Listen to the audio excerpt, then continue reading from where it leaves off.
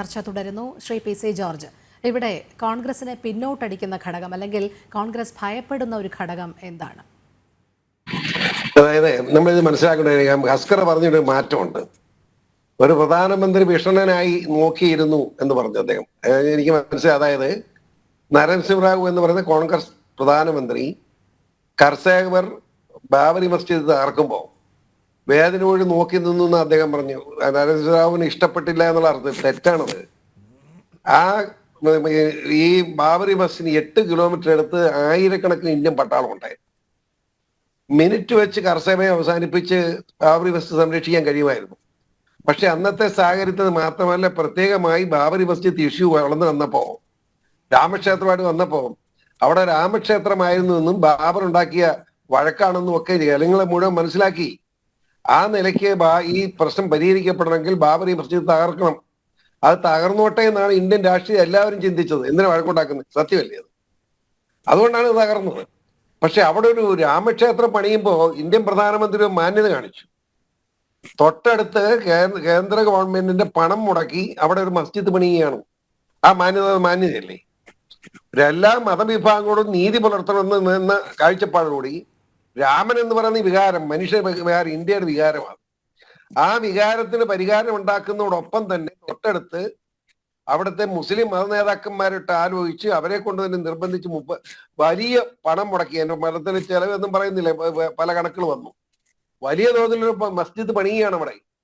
അപ്പൊ അതിക്കുള്ള മര്യാദ എന്താ കാണിക്കണ്ടേ? ആർക്കും അവിടെ തർക്കമില്ല, എല്ലാവർക്കും സന്തോഷമാണ്. പിന്നെ ഇവിടെ എന്താ പറയുക? ഇവിടെ കോൺഗ്രസിന്റെ തർക്കം. കോൺഗ്രസിനെ പറ്റി പറഞ്ഞിട്ട് കാര്യമില്ലെന്ന്. കോൺഗ്രസ് തർക്കം എന്താ? കോൺഗ്രസ്സുകാരന് തർക്കം പറയുമ്പോൾ എന്നോട് പിണങ്ങുന്നത് കോൺഗ്രസ് അല്ലേ തകർത്തത്. ഞാൻ ചോദിക്കട്ടെ, കോൺഗ്രസ് തർക്കം ഈ രാമനോട് തന്നെ എത്ര വലിയ വിഷമം? ഇവിടെ പലസ്തീൻ ഐക്യദാർഢ്യ പ്രകടനം CPM നടത്തി. അതിനായിരുന്നു നമുക്കറിയാം മുസ്ലിം പ്രകടനം ഉദ്ദേശിച്ചത് ആണല്ലോ. അപ്പൊ LDF മുസ്ലിം പീഡനത്തിൽ പോയി മറ്റാളുകളെ ആരും അവർക്ക് വേണ്ട, മുസ്ലിങ്ങൾ മതി. വേറെ ഹിന്ദുവോ ഈഴവനോ നായരോ പട്ടികജാതി ഒന്നും വേണ്ട, ക്രിസ്ത്യാനിയും വേണ്ട. ഞാൻ വിചാരിച്ചു UDF എങ്കിലും മര്യാദക്കിരിക്കുന്നു. ഉടനെ UDF പിറ്റേയാഴ്ച പ്രകടനം, പൊതുസമ്മേളനവും. എന്തിന്? ഐക്യദാർഢ്യം. ആർക്ക്? പലസ്തീന്. ചുമ്മാ വെറുതെ ഇരുന്ന് ഇസ്രായേലിന്റെ മുഖത്ത് പോയി 1300 പേരെ കൊന്നു കഴിഞ്ഞപ്പോൾ അവർ തിരിച്ചടി കൊടുക്കും. അടി ഒരു കൊടുക്കുന്നുണ്ട്, അത് വേറെ കാര്യം. അപ്പോഴാ കുറ്റം പറയുന്നത്. എന്താ ന്യായം കുറ്റം പറയാൻ? അങ്ങോട്ട് പോയതല്ലേ, ഇങ്ങോട്ട് വന്നല്ലോ. ഇസ്രായേൽ ഇങ്ങോട്ട് ആക്രമിച്ചതല്ലോ, അങ്ങോട്ട് ആക്രമിച്ചല്ലേ. ഇപ്പൊ ഞാൻ ചോദിക്കുന്ന, ഈ രണ്ടുപേരും ഇങ്ങനെ പ്രകടനം നടത്തി കേരളത്തില്, ഇപ്പൊ എന്നാ മിണ്ടാത്തത്? ഇസ്രായേലിന്റെ എന്നാ ആക്രമണം ഇപ്പൊ ഇന്നലെ കണ്ടു, 215 ജനത്തിനെ കൊന്നു. എനിക്ക് വലിയ മനപ്രയാസം ഉണ്ടാകും കാണുമ്പോൾ. കുഞ്ഞുങ്ങളോട് മരിക്കുക. കാരണം ഈ ഹമാസ് ഭീകരവാദികളോട് ഉള്ള സമയത്ത് ഞാൻ എതിർക്കുന്നില്ല, പക്ഷെ സങ്കടം തോന്നുന്നുണ്ട്. കുഞ്ഞുങ്ങൾ മരിക്കുന്നല്ലോ, സ്ത്രീകൾ മരിക്കുന്നല്ലോ. പക്ഷെ ഇവിടെ എന്താ? ഇവിടെ രണ്ടുപേരും പ്രകടനം നടത്തി, പിന്നെ മിണ്ടുന്നില്ല. തന്നെ ഇവിടെ എല്ലാ സ്ഥലത്തും ആ പലസ്തീൻ ഐക്യം നടത്താന്ന് കോൺഗ്രസ് നടത്താമായിരുന്നു. എന്തുകൊണ്ട് നിർത്തി? കാരണം ഇത് കള്ളക്കച്ചവടമാണെന്ന് ജനത്തിന് മനസ്സിലായെന്ന് അവർക്കറിയാം. അവർക്ക് മുസ്ലിങ്ങളെ മതി, അല്ല വേറെ ആരെയും വേണ്ട. കോൺഗ്രസും CPM ലൈനിലേക്ക് മുസ്ലിങ്ങളെ മതി എന്ന് പറഞ്ഞു. കാരണം എന്താ? കേരളത്തിൽ ഇപ്പോൾ മുസ്ലിം സമുദായം നല്ലൊരു ശതമാനമായി വർദ്ധിച്ചിട്ടുണ്ട്. അവർ വളരെ വേഗം വളർന്നുകൊണ്ടിരിക്കുന്ന ഒരു സമുദായമാണ്. അവർ മതി, അവരെ കിട്ടിയാൽ പിന്നെ CPM-ന് പരമ്പരാഗതമായി കിട്ടിക്കൊണ്ടിരിക്കുന്ന CPM വോട്ട് കൂടെ കിട്ടിയാൽ ഭരണം നിലനിർത്താമെന്ന് പിണറായിക്ക് അറിയാം. അത് തകർക്കണമെങ്കിൽ കോൺഗ്രസ് എന്ത് ചെയ്യണം? കോൺഗ്രസ് എങ്കിലും മര്യാദയ്ക്ക് നിൽക്കണ്ടേ? കോൺഗ്രസ് എങ്കിലും ഇത് തെറ്റാണ് നടപടി എന്ന് പറയണ്ടേ? ശ്രീരാമ ജന്മഭൂമിയുടെ സത്യം അറിയാമെന്ന് കോൺഗ്രസ് എന്തിന് കർഷകരെ അവിടെ പോകാൻ മടിക്കുന്നു? ആ ശിലാന്യാസത്തിന് പോയി ആരെല്ലാം പങ്കെടുത്തു? ഇവിടെ ഇപ്പോ ഞാൻ വളരെ ഒളിച്ചു വെക്കാന്ന് പറയാം. എനിക്ക് സമയം കിട്ടിയാൽ പോകാൻ വേണ്ടി ഇരിക്കുക. എനിക്ക് ക്ഷണം കിട്ടേണ്ട കാര്യമില്ല. ഞാൻ ഭാരതീയനാണെന്ന് പോകുന്നത് നല്ലതെന്ന് വിശ്വസിക്കുന്ന ആളാണ് ഞാൻ. ഇവിടുത്തെ കോൺഗ്രസ് പ്രവർത്തകർ നിങ്ങൾ ഇവിടെ സംസാരിക്കുമ്പോൾ എല്ലാവരും കോൺഗ്രസ് കമ്മ്യൂണിസ്റ്റ് എന്ന് പറഞ്ഞു. ഞാനൊന്ന് തിരുത്തുകയാണ്. കോൺഗ്രസിന്റെ നേതാക്കന്മാരും CPM-ന്റെ നേതാക്കന്മാരും പ്രവർത്തകരതല്ല. പ്രവർത്തകർ ഈ നേതാക്കന്മാരൊപ്പം ഇല്ല. പ്രവർത്തക നേതാക്കന്മാരുടെ അഭിപ്രായത്തോട് യോജിക്കുന്നില്ല. ഈ വസ്തുത അറിയാതെ വർത്തമാനം പറഞ്ഞിട്ട് കാര്യമുണ്ടോ? ഇവിടെ ഇപ്പോ കോൺഗ്രസിന്റെ എത്രയോ നേതാക്കന്മാർ ഈ മഹാസമ്മേളനത്തിൽ പങ്കെടുക്കണമെന്ന് ആഗ്രഹിക്കുന്നു, അവിടെ പോകണമെന്ന് ആഗ്രഹിക്കുന്നു. CPM-ന്റെ എത്രയോ പ്രവർത്തകർ പോകാൻ ആഗ്രഹിക്കുന്നു. പക്ഷേ നേതാക്കന്മാർ ഇങ്ങനെ നിൽക്കുകയാണ്. അതുകൊണ്ട് പരസ്യമായിട്ട് അവർ അഭിപ്രായം പറയുന്നില്ലെന്നുള്ളൂ. അതുകൊണ്ട് അസ്കറെ CPM-ന്റെ നയമാണെന്ന് പറഞ്ഞു വെക്കണ്ട. ഞാൻ ചോദിക്കട്ടെ, ഇപ്പോ കേരളത്തിലല്ലാതെ എവിടെ CPM ഉണ്ട്? ഞാൻ രാഷ്ട്രീയം പറയുന്നത് തെറ്റിദ്ധരിക്കുന്നത്. ഓൾ ഇന്ത്യ ബേസിൽ നോക്കുമ്പോൾ അവർക്ക് വല്ലതുണ്ടോ? ഇന്ത്യ സഖ്യമാ പറയുന്നേ. ഇന്ത്യ സഖ്യത്തിന് എന്ത് മുന്നോട്ട് പോകാൻ പറ്റും? ഇന്ത്യ സഖ്യം കേരളത്തിലുണ്ടോ? കേരളത്തിൽ ഇല്ലെന്നായില്ലേ? കേരളത്തിൽ ഇല്ലെന്നല്ല, ഓൾ ഇന്ത്യ ലെവലിൽ മുന്നോട്ട് പോകാൻ പറ്റാത്ത നിലയിൽ ആ സഖ്യം തകർന്നു. ആ സഖ്യത്തിന് മുന്നോട്ട് പോകാൻ പറ്റാത്ത സാഹചര്യമാണ്. ആ നിലയ്ക്ക് ഇന്ത്യ പോലൊരു രാജ്യത്ത് ഭാരതം, ഇന്ത്യ എന്നല്ല പറയുന്നത്, ഭാരതം എന്നാണ് പറയുന്നത്. നമ്മുടെ രാജ്യം ഭാരതമാണ്. ആ ഭാരത രാജ്യത്ത് മര്യാദയ്ക്ക് എല്ലാവരും പരസ്പര സഹകരണത്തോട് സ്നേഹത്തോട് പോകുന്നതിന് പകരം ഞാൻ ചോദിക്കട്ടെ, ഇവിടെ ഇപ്പൊ എന്റെ നാട്ടിൽ ഒരു ക്ഷേത്രത്തിന്റെ പരിപാടി പോകും. ഞാൻ ഈ 13-ാം തീയതി ഇവിടെ മങ്കുഴി ക്ഷേത്രത്തിൽ പോകുന്നുണ്ട്. അതിന് ഞാൻ ക്രിസ്ത്യാനിയാ, പോയല്ല കുഴപ്പം. ഇവിടെ മുസ്ലിങ്ങളുടെ നബിദിന സമ്മേളനങ്ങൾ ഞാൻ പങ്കെടുക്കാറുണ്ട്. അതിന്റെ കുഴപ്പം? അതല്ലേ മതേതരത്വം, അതല്ലേ മനുഷ്യത്വം. മതേതരത്വമല്ല മനുഷ്യത്വം. അതല്ലാണ് ശരി. പൊതുപ്രവർത്തകർ ആ കാര്യത്തിൽ മാന്യത കാണിക്കട്ടെ. അതിന് ഹിന്ദുവായി പോയി മുസ്ലിമായി പോയി എന്ന് പറഞ്ഞാൽ മാറി നിൽക്കുന്നത് ശരിയാണ്. ആ സ്വഭാവയെ മാറ്റം, മനസ്സ് മാറ്റം. ഒരു കാര്യം കൂടെ പറയാറുണ്ട്. ബാബരി മസ്ജിദ് തകർത്തപ്പോൾ ഞാൻ ഓർത്തു, ഇന്ത്യയില് പ്രത്യേകിച്ച് കേരളത്തിൽ വലിയ രക്തപ്പുഴ ഒഴുകുള്ള ദൈവം തമ്പുരാനെന്ന് ഞാൻ പേടിച്ചയാളാണ്. ഞാനൊന്ന് പ്രസ്താവന കൊടുത്തതാ, സമാധാനം പറഞ്ഞുകൊണ്ട്. എനിക്ക് ഏറ്റവും അഭിമാനം തോന്നുന്നു പാണക്കാട്ട് തങ്ങൾ, മാന്യനെ മനുഷ്യൻ മരിച്ചു എങ്കിലും പറയാം, പാണക്കാട്ട് തങ്ങൾ ഒറ്റ ഡിക്ലറേഷനാണ്. ഒരു കാരണവശാലും സംഘർഷം കേരളത്തിൽ പാടില്ല, എല്ലാവരും ആത്മസമരം പാലിക്കണം, രക്തം കൊണ്ട് നേടുന്ന ഇടപാട് മുസ്ലിം സമുദായത്തിൽ ഇല്ല എന്ന് പ്രഖ്യാപിച്ച മുസ്ലിം ലീഗിന്റെ തങ്ങളെ മലയാളികൾക്ക് മറക്കാൻ കഴിയില്ല. മതമൊന്നും നോക്കട്ടെ അതിനകത്ത്. ഏത് മതത്തിൽപ്പെട്ടാണ് ആ തങ്ങളെ ബഹുമാനിച്ച മതിയാവും. അങ്ങനെയുള്ള സമൂഹമുണ്ട്. മുസ്ലിം സമൂഹത്തിലെ ഏറ്റവും നല്ലവര് മുസ്ലിം ലീഗിന്റെ നേതാക്കന്മാരുള്ള നാടാ കേരളം. അപ്പൊ നമ്മൾ എല്ലാം വർഗീയമായി കരുതണ്ട. ഇപ്പോ മുസ്ലിങ്ങളെ മുഴുവൻ പിണറായി വിജയൻ എടുക്കുന്നു, കോൺഗ്രസും എടുക്കുന്നു. അത് മുഴുവൻ ആരെയാന്ന് ഓർക്കണം. പോപ്പുലർ ഫ്രണ്ടിനെയും SDP എടുക്കുന്നത്. ഇതെങ്ങോട്ടാ പോക്ക്? വലിയ അപകടകരമായ സാഹചര്യം കേരളത്തിൽ താമസിയാതെ ഉണ്ടാകാൻ പോവാണ്. ഞാൻ ഭയത്തോടുകൂടി പറയുന്നു, ആത്മാർത്ഥമായിട്ട് തന്നെ പറയുന്നു, ഇന്ത്യൻ പ്രധാനമന്ത്രിയായി നരേന്ദ്രമോദി എന്ന് പറയുന്ന വ്യക്തി അല്ലായിരുന്നുവെങ്കിൽ, ഈ കോൺഗ്രസ്സുകാരനായിരുന്നു, ഈ കേരളത്തിൽ രക്തപ്പുഴ ഒഴുകുമായിരുന്നു എന്നതിൽ ആർക്കാ സംശയം? ഇവിടുത്തെ മുസ്ലിം വർഗീയത, മാന്യമായ മുസ്ലിം ലീഗ് നേതാക്കന്മാരെ ഉൾപ്പെടെ കൊന്നേനെ. നമുക്കറിയാമല്ലോ, SDP ഉൾപ്പെടെ പോപ്പുലർ ഫ്രണ്ട് ഉൾപ്പെടെയുള്ള ഭീകര സംഘടന മുഴുവൻ എത്രണ്ണത്തിന് അറസ്റ്റ് ചെയ്ത് വല കൊണ്ടോ ഇനി ഉണ്ടായിക്കൊണ്ടിരിക്കുകയല്ലേ. അപ്പോ നമ്മളെ സംബന്ധിച്ചിടത്തോളം രാമക്ഷേത്രം എന്ന് പറയുന്നത് വളരെ വിലയുണ്ട്, അംഗീകാരമുണ്ട്. അത് ഇന്ത്യയുടെ സംസ്കാരമാണ്, ഭാരതത്തിന്റെ സംസ്കാരമാണ്. അതിനെ ബഹുമാനിക്കണം എന്നാണ് പറയാനുള്ളത്. ഒരു ചെറിയ മിനിറ്റ് എനിക്ക് പോണം, എന്നോട് ക്ഷമിക്കണം. ഇത്രപ്പം ഞാൻ നിർത്തുകയാണ്. നമസ്കാരം, പറഞ്ഞേക്കല്ലേ. Thank you. ശരി ശ്രീ PC, വളരെ നന്ദി ചർച്ചയിൽ പങ്കെടുത്തതിന്. ശ്രീകുമാർ, കോൺഗ്രസ് ഹിന്ദു വിരുദ്ധ നിലപാടല്ല സ്വീകരിക്കുന്നതിന് ഉദാഹരണമായി പോയേ മതിയാകൂ എന്നാണ് കോൺഗ്രസിനെതിരെ ഇപ്പോൾ ഉയരുന്ന ആരോപണം.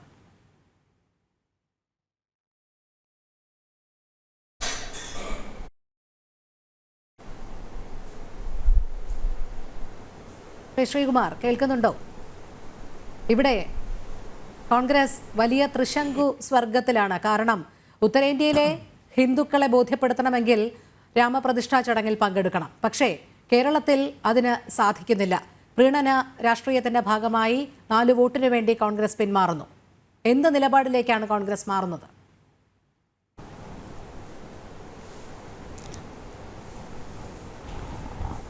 അതായത് കോൺഗ്രസിനെ സംബന്ധിച്ച് ഈ വിഷയത്തിൽ ഒരു തർക്കത്തിലേക്ക് പോകാൻ ഉദ്ദേശമില്ല. ഇവിടെ എല്ലാവരും പറയുന്നത് കോൺഗ്രസ് എന്തുകൊണ്ട് പോകുന്നില്ല, കോൺഗ്രസ് എന്തുകൊണ്ട് നിലപാടെടുക്കുന്നില്ല, ഇതൊക്കെയാണ്. പക്ഷേ ഇത് കോൺഗ്രസ്സുകാർക്ക് വലിയ പ്രശ്നമില്ല. പാർട്ടി ഏതെങ്കിലും സമയത്ത് നിലപാടെടുത്താൽ മതി എന്നാണ് കോൺഗ്രസ് ചിന്തിക്കുന്നത്. ഇവിടെ കോൺഗ്രസ് പോണ്ടോ എന്നുള്ള അല്ലല്ലോ വിഷയം. ഒരു രാമക്ഷേത്ര നിർമ്മാണം അത് കഴിഞ്ഞു, അതിലേക്ക് ക്ഷണിച്ചു. പാർട്ടിയല്ല ക്ഷണിച്ചത്, വ്യക്തികളെ ക്ഷണിച്ചു. ആ വ്യക്തികൾ പോകണ്ടേ എന്ന് അവർ തീരുമാനിക്കും. അത് കോൺഗ്രസിൻ്റെ നേതാക്കളായതുകൊണ്ട് കോൺഗ്രസിൻ്റെ തീരുമാനം വരണം എന്ന് പറയുന്നു. ശരി തന്നെ. പക്ഷേ നിങ്ങൾ ഉദ്ദേശിക്കുന്ന പോലെ ഇത് കോൺഗ്രസ് വെട്ടിലായി എന്ന് പറയുന്നത് എന്തർത്ഥത്തിലാണ്? കോൺഗ്രസിനെ വെട്ടിലാക്കാൻ ശ്രമിക്കുന്നു, ആ വെട്ടിൽ കോൺഗ്രസ് വീഴുന്നില്ല. അതാണ് പ്രശ്നം. ഇപ്പോൾ കോൺഗ്രസ് വെട്ടിൽ വീഴണം, അതാണ് ഇവിടെ സംസാരിച്ച എൻ്റെ കോൺഗ്രസ് വിമർശകരായ സുഹൃത്തുക്കളുടെ ആഗ്രഹം എന്ന് തോന്നുന്നു. കോൺഗ്രസ് ആ വെട്ടിൽ വീഴാതിരിക്കാനാണ് ശ്രമിക്കുന്നത്. എന്തുകൊണ്ടെന്നാൽ അയോധ്യയിലെ ഒരു ക്ഷേത്രം പണിതു. ആ ക്ഷേത്രത്തിൻ്റെ ഉദ്ഘാടന ചടങ്ങിലെ പ്രാണപ്രതിഷ്ഠാ ചടങ്ങിലെ പ്രധാനമന്ത്രി നരേന്ദ്രമോദി എന്ന BJP നേതാവ് പോവുകയാണ്. അപ്പോൾ അത് എന്തിനാണ് അങ്ങനെ പോകുന്നത്? സ്റ്റേറ്റ് എന്തിനാണ് ഒരു ക്ഷേത്ര കാര്യത്തിൽ ഇടപെടുന്നത് എന്നുള്ളതാണ് ഒരു ചോദ്യം. അതിന് ഉത്തരം കോൺഗ്രസ് ഇന്നവരെ കിട്ടിയിട്ടില്ല. അങ്ങനെ കിട്ടാത്തൊരവസ്ഥയിലാണ് കോൺഗ്രസ് നിൽക്കുന്നത്. അപ്പോൾ എന്ത് ചെയ്യണം? തന്ത്രപരമായ തീരുമാനം കോൺഗ്രസും എടുക്കണം. കോൺഗ്രസിനെ കുഴിച്ചടിക്കാൻ BJP മാത്രമല്ല CPM കമ്മ്യൂണിസ്റ്റുകളൊക്കെ ശ്രമിച്ചു. കേരളത്തിന് പുറത്ത് പക്ഷേ മാന്യമായ നിലപാട് മാർക്സിസ്റ്റ് പാർട്ടി സ്വീകരിച്ചു. ഇവിടെ നോക്കൂ, കോൺഗ്രസ് പോയാൽ ന്യൂനപക്ഷം അകലും, അതുകൊണ്ടാണ് കോൺഗ്രസ് ധൈര്യമില്ലാതിരിക്കുന്നത് എന്നൊരു പ്രചരണം വന്നു. അപ്പോഴെന്താണ്? സമസ്തയുടെ മുഖപത്രം സുപ്രഭാതം ഒരു എഡിറ്റോറിയൽ എഴുതി. അപ്പോൾ ആ എഡിറ്റോറിയൽ എഴുതിയപ്പോൾ ആ എഡിറ്റോറിയൽ വായിച്ചപ്പോൾ എല്ലാം പറഞ്ഞു അത് സമസ്തയുടെ അഭിപ്രായമാണെന്ന് പറഞ്ഞു. പക്ഷേ നമ്മളെപ്പോലുള്ള പത്രലേഖകരൊക്കെ പറഞ്ഞു ഒരു പത്രത്തിൻ്റെ എഡിറ്റോറിയൽ ആ പത്രത്തിൻ്റെ ഉടമകളായ പ്രസ്ഥാനത്തിൻ്റെ അഭിപ്രായമാകണമെന്നില്ല എന്ന് പറഞ്ഞു. അതിൽ വിശ്വസിച്ചില്ല പലരും. പക്ഷേ സമസ്തയുടെ ജനറൽ സെക്രട്ടറി ശ്രീ ജിഫ്രി മുത്തുക്കോയ തങ്ങൾ പറഞ്ഞു കോൺഗ്രസിൽ പോയാലും കുഴപ്പമില്ല, പോയില്ലേലും കുഴപ്പമില്ല, ഞങ്ങൾക്കൊരു വിഷയമല്ല. പോയാലും ഞങ്ങളുടെ സമുദായത്തിനിടയിൽ അതൊരു പ്രശ്നമല്ല. സമുദായാംഗങ്ങളുടെ തീവ്ര വികാരവും അതിലില്ല. ഞങ്ങളുടെ സമുദായത്തിൻ്റെ കാര്യം ഞങ്ങൾ നോക്കിക്കൊള്ളാം. അപ്പോൾ സമസ്തയുടെ കാര്യവും അതുപോലെ മുസ്ലിം ലീഗിൻ്റെ കാര്യവും മാറിപ്പോയി. പിന്നെന്താണ്? ക്രൈസ്തവ സമുദായം പറഞ്ഞില്ല കോൺഗ്രസ് പോകാൻ പാടില്ല എന്ന് പറഞ്ഞില്ല. കോൺഗ്രസ് തീരുമാനിക്കട്ടെ, കോൺഗ്രസ് ഇഷ്ടമുള്ള ചെയ്യാമെന്ന് അവർ പറഞ്ഞു. ജമാഅത്തെ കേന്ദ്ര ദേശീയ തലത്തിലുള്ള ജമാഅത്തെ ഇസ്ലാമി എന്ന സംഘടന പറഞ്ഞു അത് കോൺഗ്രസിൻ്റെ തീരുമാനത്തിന് വിട്ടു അവർ. അപ്പോൾ ഇത് ആർക്കാ ഇപ്പം പ്രശ്നം? ആർക്കാ കോൺഗ്രസ് പോകണോ വേണ്ടേ എന്നുള്ളത് ഇപ്പം അറിയണം. ആർക്ക്? BJP സുഹൃത്തുക്കൾക്ക്, അല്ലെങ്കിൽ കോൺഗ്രസിൻ്റെ വിമർശകരായ നരേന്ദ്രമോദിയോട് താല്പര്യമുള്ള സുഹൃത്തുക്കൾക്ക്. അതിൻ്റെ അർത്ഥമാണ് നമുക്ക് മനസ്സിലാകാത്തത്. പക്ഷേ ജനത്തിന് മനസ്സിലാവും. എന്താ കാരണം? കോൺഗ്രസ് പോകും എന്ന് പറഞ്ഞാൽ അത് പ്രശ്നം, പോയില്ല എന്ന് പറഞ്ഞാൽ അത് പ്രശ്നം. അപ്പോൾ കോൺഗ്രസും ഒരു നിലപാടെടുത്തു, തൽക്കാലം അങ്ങനെ നിൽക്കട്ടെ, ഇവരെത്ര കാലം ഇത് ചർച്ച ചെയ്യും? ഇപ്പം ജനം TV ഇത് ചർച്ച ചെയ്യുന്നുണ്ടല്ലോ. ഇതെന്തിനാ ചർച്ച ചെയ്യുന്നത്? കോൺഗ്രസ് പോകുന്നോ പോകുന്നില്ലേ, കോൺഗ്രസ് വെട്ടിലാകാൻ പോകുന്നോ, ഇതൊക്കെയാണ് തർക്കം. ഈ ചർച്ചയ്ക്ക് വേണ്ടിയാണ് BJPക്ക് താല്പര്യമുള്ള മറ്റേ രാമക്ഷേത്ര ട്രസ്റ്റ് ക്ഷണിച്ചതെന്ന് ചെല്ല് പറയുന്നുണ്ട്. പക്ഷെ ഞാനത് വിശ്വസിക്കുന്നില്ല. കാരണം എന്താ അറിയാമോ? രാമജന്മക്ഷേത്ര ട്രസ്റ്റിൻ്റെ ഒരു അധികാരി രാഹുൽ ഗാന്ധിയുടെ ഭാരത് ജോഡോ യാത്രയെ അനുഗ്രഹിച്ച ഒരാളാണ്. പക്ഷെ ഇത് BJP ആണ് ക്ഷണിച്ചതെന്ന് വരുത്തുകയാണ്. അല്ല, BJP അല്ല കോൺഗ്രസിനെ ക്ഷണിച്ചത്. അത് ആരും പറയുന്നില്ല. കോൺഗ്രസിനെ ക്ഷണിച്ചത് BJP നേതൃത്വമല്ല, കോൺഗ്രസിനെ ക്ഷണിച്ചത് ട്രസ്റ്റാണ്. പക്ഷെ പറയുന്ന എന്താണ്? BJPയുടെ ക്ഷണം. അതിൻ്റെ അർത്ഥം എന്താണ്? കോൺഗ്രസ് BJPയുടെ ക്ഷണം സ്വീകരിക്കുമോ ഇല്ലയോ? ഇതാണ് പറയുന്നത്. മൃദു ഹിന്ദുത്വം എന്ന് പറഞ്ഞുകൊണ്ട് ഇക്കാരണത്തിൽ കോൺഗ്രസിനെ ആക്ഷേപിക്കുകയാണ്. മൃദു ഹിന്ദുത്വം എന്നൊരു ഹിന്ദുത്വം ഉണ്ടോ നമ്മുടെ നാട്ടിൽ? ഇല്ലല്ലോ. കാരണം കോൺഗ്രസ്സുകാരിലെ ഹിന്ദുക്കളുണ്ടെങ്കിൽ അവർ ശരാശരി ഹിന്ദുക്കളാണ്.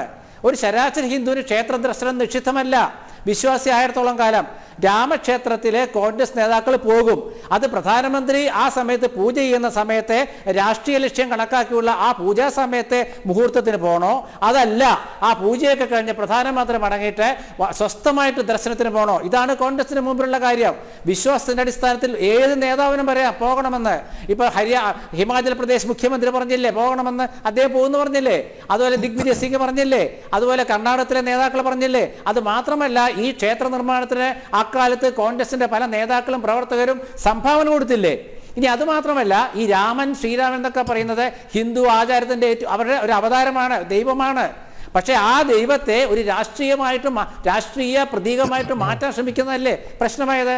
നമ്മുടെ നാട്ടിൽ അറിയാവില്ല, ശ്രീരാമനെ ആരാധിക്കാനായിട്ട് ക്ഷേത്രത്തിൽ പോകുന്നുണ്ട്. അത് അയോധ്യയിലും പോകും, ഈ പുതിയ രാമക്ഷേത്രത്തിലും പോകും. ശരി ശ്രീ ശ്രീകുമാർ, അതാണ് ഒന്ന് ഇടപെട്ട് ചോദിച്ചത്. കാരണം വടക്കേ ഇന്ത്യയിൽ ഇതൊരു പ്രശ്നമല്ല. കോൺഗ്രസ് നേതൃത്വം പറയുന്നുണ്ട് രാമപ്രതിഷ്ഠാ ചടങ്ങിൽ പോകണമെങ്കിൽ പോകാമെന്ന്. കർണാടക ആ ദിവസം വിവിധ പൂജകളാൽ വിജയ് ദിവസായി ആഘോഷിക്കുന്നുണ്ട് സംസ്ഥാനമൊട്ടാകെ. പക്ഷേ കേരളത്തിലെ കോൺഗ്രസിന് എന്തു പറ്റി എന്നുള്ളതാണ് ചോദ്യം. ഇത് പ്രധാനമന്ത്രി പങ്കെടുക്കുന്ന ആ ദിവസം പോകണ്ട, പിന്നീട് ഒരു ദിവസം സ്വസ്ഥമായി പോകാം എന്ന് താങ്കൾ പറയുമ്പോൾ അതിലെ രാഷ്ട്രീയമാണ് ചോദിച്ചത്.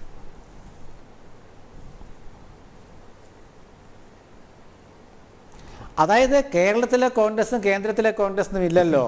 അതായത് കോൺഗ്രസ് AICC ഒരു നിലപാടെടുത്താൽ ആ നിലപാട് കോൺഗ്രസ് നേതാക്കൾ പല അഭിപ്രായങ്ങൾ പറയും. നിങ്ങളൊന്ന് ആലോചിച്ച് നോക്കൂ, ഇതൊരു ക്ഷേത്ര ദർശനത്തിൻ്റെ പ്രശ്നമാണ്. അല്ല, ഇതൊരു ഒരു രാഷ്ട്ര പ്രശ്നമല്ലല്ലോ, ഒരു രാഷ്ട്രത്തിൻ്റെ പ്രശ്നമല്ലല്ലോ. ഒരു ക്ഷേത്രത്തിൽ പോകണോ പോകണ്ടേ എന്നുള്ള വിഷയമേ ഉള്ളൂ. ഇതിന് ഇത്ര ഗൗരവം കൊടുക്കാൻ എന്തിരിക്കുന്നു? ആ ക്ഷേത്രത്തിൽ പോകണോ പോകണ്ടേന്ന് കോൺഗ്രസ് ഔദ്യോഗികമായി തീരുമാനിക്കണമെന്നാണ് നമ്മുടെ BJP സുഹൃത്തുക്കളൊക്കെ പറയുന്നത്.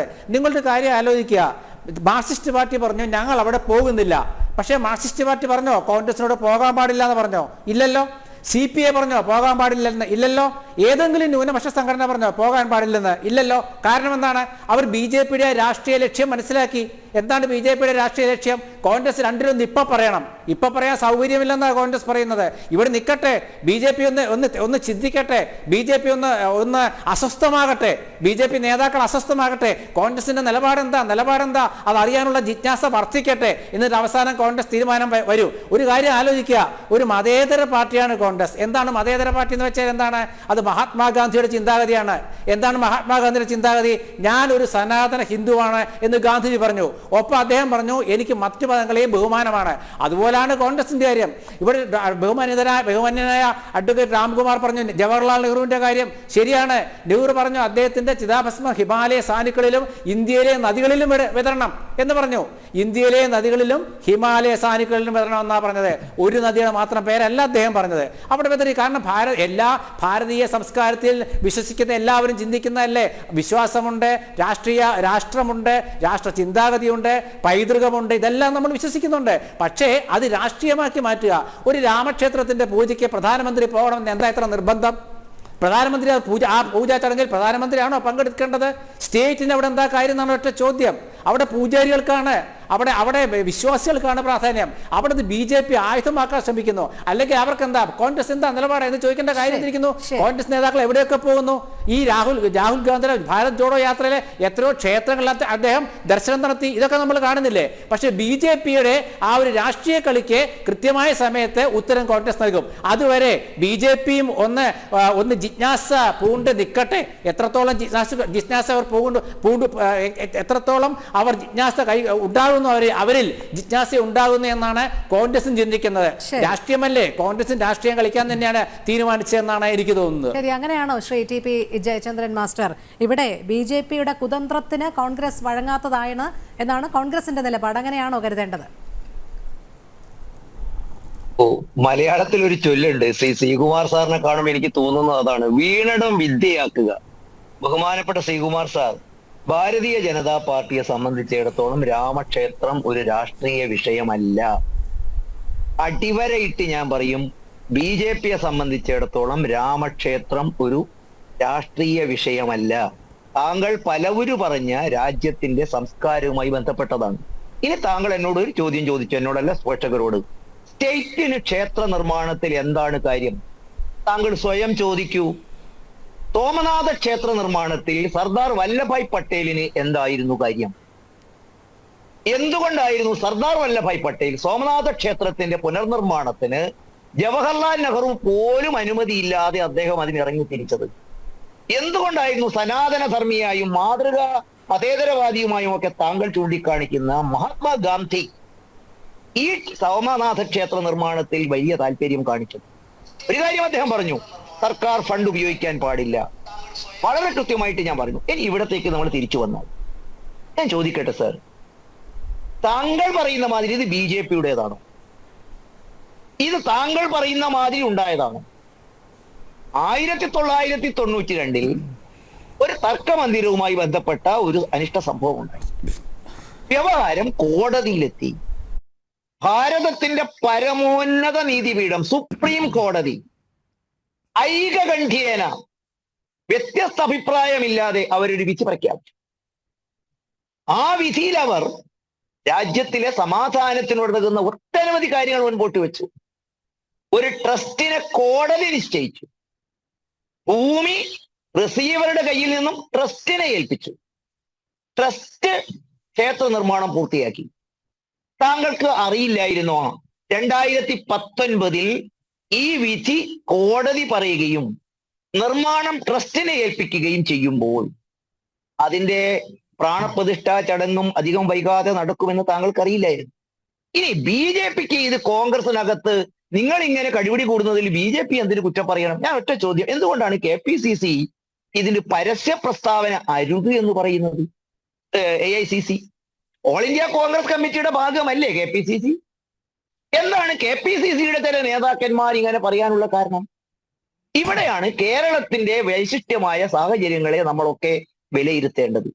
ബഹുമാനപ്പെട്ട ശ്രീ അസ്കർ പറഞ്ഞു, ഇത് തടയാൻ ചങ്കൂറ്റമുള്ള ഒരു കോൺഗ്രസിന്റെ നേതാവ് ഉണ്ടായിരുന്നെങ്കിൽ ഇത് മാറിപ്പോകുമായിരുന്നു. അസ്കറിനെ ഞാൻ കേരളത്തിൽ അല്പം ചരിത്രം ഓർമ്മിപ്പിക്കട്ടെ.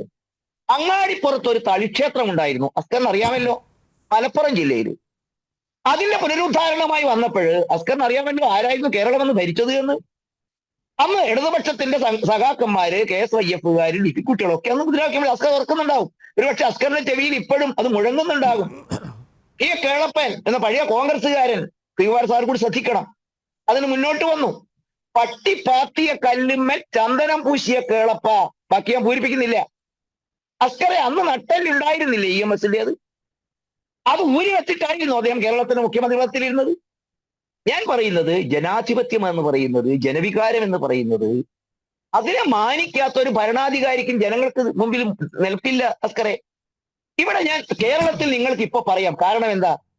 ഇന്ത്യ മഹാരാജ്യത്ത് ചെങ്കൊടി വാറ്റാൻ പോയ ഒരു പാർട്ടി, ലോകമെമ്പാടുമുള്ള ഭരണത്തിൽ പങ്കാളിയായ ഒരു പാർട്ടി ഇന്ന് പടവലങ്ങ പോലെ വളർന്ന് അവർ ഇന്ന് കേരളത്തിൽ മാത്രമായിട്ട് ഒതുങ്ങുന്നു. 1957 67 ഒക്കെ ഒറ്റയ്ക്കും ശക്തമായിട്ടുമൊക്കെ വന്നവർ ഇന്ന് എവിടെ എത്തിയിരിക്കുന്നു? നെഞ്ചത്ത് കൈവച്ച് പറയാൻ കഴിയുമോ? ഇടത് ജിഹാദി എക്കോ സിസ്റ്റം കേരളത്തിൽ ഇല്ല എന്ന് പറയാൻ നിങ്ങൾക്ക് സാധിക്കുമോ? നോക്കൂ കേരളത്തിൽ ഉണ്ടായ ചില മാറ്റങ്ങൾ. ഇന്നലെ വരെ കേരളത്തിലെ മാധ്യമങ്ങൾക്കിടയിൽ, പ്രത്യേകിച്ച് നമുക്കറിയാം കേരളത്തിലെ മാധ്യമങ്ങളിൽ ബഹുഭൂരിപക്ഷം, ഒരുപക്ഷെ ചില ചാനലുകൾ ഒഴികെ എല്ലാവരും തന്നെ നിയന്ത്രിക്കുന്നത് ഇടത് ജിഹാദി സാമ്പത്തിക സഹായവും അവരുടെ പിന്തുണയിലുമാണ്. ഇന്നലെ വരെ ചർച്ച എന്തായിരുന്നു? ഹമാസ് ഇസ്രായേൽ സംഘർഷമായിരുന്നു. എന്നാൽ അത് ഫുൾ സ്റ്റോപ്പ് ഇട്ട മാതിരിയിൽ ഹമാസ് വിഷയം ചർച്ചയിൽ നിന്നും കേരളത്തിൽ വഴിമാറിപ്പോയി. കേരളത്തിൽ പെട്ടെന്ന് മണിപ്പൂർ വരാനിടയായ സാഹചര്യം എന്താണ്? കേരളത്തിലെ ഇടത് ജിഹാദി എക്കോ സിസ്റ്റത്തിന്റെ ചില ആശങ്കകൾ കേരളത്തിൽ പല കോണുകളിൽ നിന്നും ഒതുങ്ങി വന്നു. വളരെ കൃത്യമായിട്ട് നമുക്ക് മനസ്സിലാകും കേരളത്തിൽ അത്തരമൊരു മുന്നേറ്റം കേരളത്തിൽ നടന്നു. 2019 ഉണ്ടായ സാഹചര്യമല്ല 2024 ഉണ്ടായത്. രാജ്യം പ്രതീക്ഷിക്കുന്ന അതല്ല. ഇവിടെ രാഹുൽ ഗാന്ധി വരുമെന്നും ഇടതുപക്ഷം പിന്തുണയ്ക്കുമെന്നും ഒക്കെ നിങ്ങൾ കൊടുത്തൊരു നരേഷൻ ഇന്ത്യയിൽ നിന്നും കേരളത്തിൽ, പ്രത്യേകിച്ച് കേരളം അതിന്റെ പ്രഭവ കേന്ദ്രം എന്ന് അസ്കറെ ഞാൻ ആധികാരികമായിട്ട് ശ്രീകുമാർ സാറിനോട് പറയും. കേരളത്തിലെ വളരെ പ്രധാനപ്പെട്ട, കേരളത്തിലെ നരേഷൻ സൃഷ്ടിക്കുന്ന മാധ്യമ പ്രവർത്തകന്മാരുടെ അപ്പോസ്തലന്മാരെ UP-യിലേക്ക് വിളിച്ചു വരുത്തി. അസ്കറിന് ഓർമ്മയുണ്ടാകും ആ സംഭവം. അവരവിടെ നരേഷൻ സൃഷ്ടിച്ചു 2019. ആ നരേഷന്റെ അടിസ്ഥാനത്തിൽ ഇവിടെ ഇത് തിരിച്ച് BJP-ക്ക് നഷ്ടപ്പെടും. 2014 അവസ്ഥയുണ്ടാകും. ഇതിന്റെ തിളങ്ങുന്ന പ്രചരണം വരും. അങ്ങനെ പറഞ്ഞൊരു പ്രചരണവുമായിട്ട് അവരിറങ്ങി.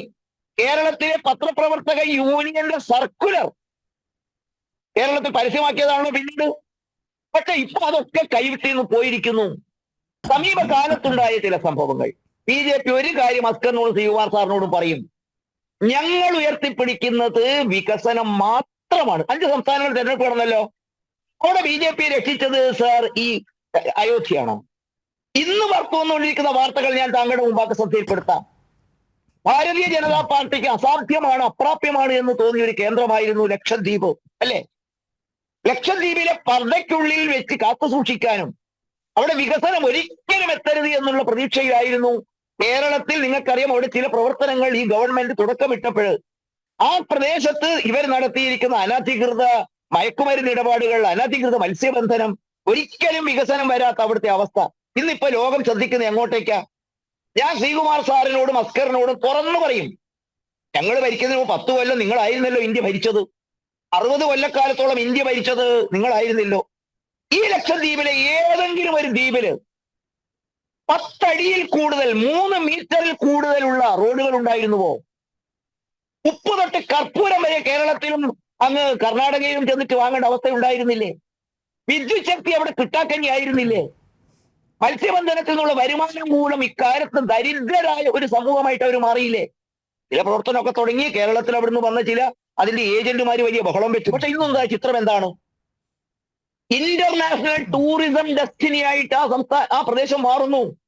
മാലിദ്വീപ് കരയുന്നു. ഇന്ന് നമുക്കറിയാം ടൂറിസം എന്ന് പറയുന്നത് അപകടകരമായ ഹിൽ ടോപ്പുകളിലോ ആ ഭയാനകമായ സാഹചര്യങ്ങളിലോ അല്ല ജനത ഇഷ്ടപ്പെടുന്നത്. ഇന്ന് അവർ ലോകത്തിന്റെ വലിയ ഒരു ഡെസ്റ്റിനി ആയിട്ട് ആ പ്രദേശം മാറുമ്പോൾ ആ സംസ്ഥാനത്തിലെ ജനങ്ങളുടെ ജീവിതത്തിൽ വലിയ മാറ്റം വരും. അവരുടെ കാര്യങ്ങൾ ഉണ്ടാകും. ഞാൻ ഒന്നും കൂടി അസ്കറിനെ ശ്രീകുമാർ സാറിനെ ഓർമ്മപ്പെടുത്തും. ഇന്നലെ കേരളത്തിലെ എല്ലാ പത്രങ്ങളും പുറത്തുവിട്ട ഒരു വാർത്തയുണ്ട്. എന്താണ്? ചൈനീസ് പത്രം global times Bharatiya Janata party മോഡിയുടെ കീഴിൽ തകർക്കാൻ വേണ്ടി എന്തും ചെയ്യാൻ മടിക്കാത്ത, ഒരുപക്ഷെ നിങ്ങൾക്കൊക്കെ പലർക്കും ഫണ്ടും വിവരവും തരുന്നു എന്ന് പോലെ ആക്ഷേപമുള്ള ആ ചൈനയിലെ ഷാങ്ഹായിലുള്ള ഫുഡാൻ പ്രവിശ്യയിലെ സർവകലാശാലയിലെ ദക്ഷിണേന്ത്യൻ രാഷ്ട്രീയ കാര്യ സമിതിയുടെ അധ്യക്ഷൻ നിയന്ത്രിക്കുന്ന ഡയറക്ടർ ചാങ് ജിയാഡോങ് പുറത്തുവിട്ടിരിക്കുന്നു വാർത്ത. എന്താണ്? ഭാരതത്തിന്റെ വികസനം ലോകോത്തരമാണ്. ഇന്ത്യൻ ജനാധിപത്യത്തിന്റെ ഇന്ത്യൻ വെർഷൻ ഇന്ന് ലോകം കാണുകയാണ്. കോളനി വാഴ്ചയുടെ നിഴലിൽ നിന്നും ഈ രാജ്യം വിമുക്തമായിരിക്കുന്നു. ആഗോള സ്വാധീനത്തിലൂടെ രാഷ്ട്രീയ സാംസ്കാരിക മുന്നേറ്റമാണ് ഭാരതത്തിൽ നടക്കുന്നത്. ഇത് പറയുന്നത് ചൈനീസ് പത്രമായ ഗ്ലോബൽ ടൈംസിൽ എഴുതിയ ലേഖനമാണ്. ഇന്ത്യയെ തകർക്കാൻ ആഗ്രഹിക്കുന്നവർ ഇന്ന് ഞാനിവിടെ ചൂണ്ടിക്കാണിക്കുന്നു. ഇപ്പൊ മോഡി വന്നല്ലോ തൃശ്ശൂരില്, രണ്ടുപേരോടും ഒരക്ഷരം ആ 1 മണിക്കൂർ പ്രസംഗത്തിനിടയിൽ ഒരു വാക്ക് രാമജന്മഭൂമിയെ കുറിച്ച് BJP പരാമർശിച്ചില്ല. കാരണം രാമജന്മഭൂമി BJPയെ സംബന്ധിച്ചിടത്തോളം രാഷ്ട്രീയ വിഷയമല്ല. സ്വാതന്ത്ര്യം എന്ന വാക്ക് അന്വർത്ഥമാക്കുന്നത് ഓരോ രാഷ്ട്രത്തിന്റെയും തനിമയെ വീണ്ടെടുക്കുമ്പോഴാണ് അതെന്ന് പറയുന്നത്. അതാണ് BJP വ്യത്യസ്തതയുള്ള പാർട്ടിയാക്കുന്നത്. ശ്രീ മോഹൻ വർഗീസ്, ഇവിടെ കോൺഗ്രസിനെ സംബന്ധിച്ചിടത്തോളം രാമപ്രതിഷ്ഠാ ചടങ്ങിൽ പോകണമോ പോകണ്ടയോ എന്നുള്ള ആശയക്കുഴപ്പം വലിയ രീതിയിൽ നിഴലിക്കുന്നുണ്ട്. വിമർശന സ്വരം വരുമ്പോൾ അവർ പറയുന്നത് ഇത് BJPയുടെ ഒരു കുതന്ത്രമാണ്, രാഷ്ട്രീയ ലക്ഷ്യമാണ്, അതിൽ തങ്ങൾ വീഴുകയില്ല എന്നുള്ളതാണ്. പക്ഷേ ആശയക്കുഴപ്പം നിലനിൽക്കുന്നുണ്ട് എന്നുള്ളത് ഒരു യാഥാർത്ഥ്യം തന്നെയാണ്. എന്തുകൊണ്ടാണ് കോൺഗ്രസിനിടയിൽ ഇത്തരത്തിലുള്ളൊരു വലിയ പ്രതിസന്ധി സംജാതമായിരിക്കുന്നത്? രോഹിണി, നോക്കൂ, കോൺഗ്രസിന് അടിസ്ഥാനപരമായി ഇപ്പോൾ ശക്തിയുള്ളത് ദക്ഷിണേന്ത്യയിൽ മാത്രമാണ്. അതിൽ കൃത്യമായി പറഞ്ഞാൽ കർണാടകത്തിലും കേരളത്തിലുമാണ് കോൺഗ്രസ് പാർട്ടിക്ക് എന്തെങ്കിലും ഒരു മേൽക്കൈ ഉണ്ട് എന്ന് അവകാശപ്പെടാവുന്നത്. കേരളത്തിൽ ഉള്ള ആ ഒരു മേൽക്കൈ അത് ഉണ്ട് എന്ന് തന്നെയാണ് ഞാൻ വിചാരിക്കുന്നത്.